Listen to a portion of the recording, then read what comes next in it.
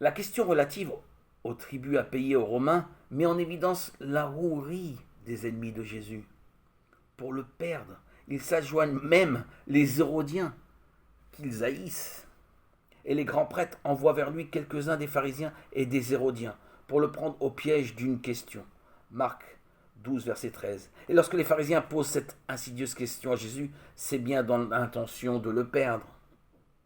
Et s'étant mis en observation, ils envoyèrent des hommes apostés qui s'opposaient en juste, afin de le prendre en défaut sur une parole, pour le livrer au pouvoir et à l'autorité du gouverneur. Luc 20, verset 20. À travers une présentation qui pue l'hypocrisie. Maître, nous savons que tu es sincère. Ils lui tendent un piège fort habile.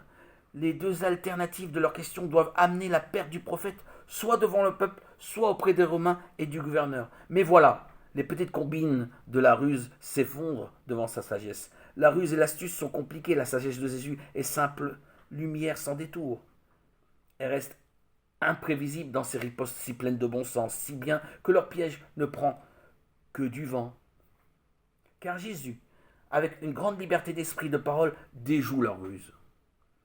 Le pouvoir ne l'effraie pas. Or, ayant considéré leur fourberie, il leur dit « Montrez-moi un denier.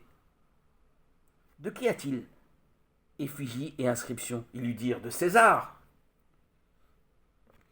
Il dit devant eux « Or donc, rendez ce qui est à César, et à Dieu ce qui est à Dieu. » Luc 20, verset 23-25.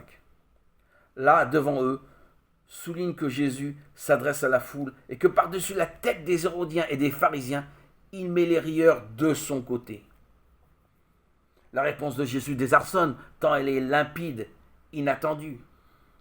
Rendez donc à César ce qui est à César et à Dieu ce qui est à Dieu. Il laisse tout pantois, les habiles et les rusés, devant la simplicité de sa réponse qui se joue de leur astuce.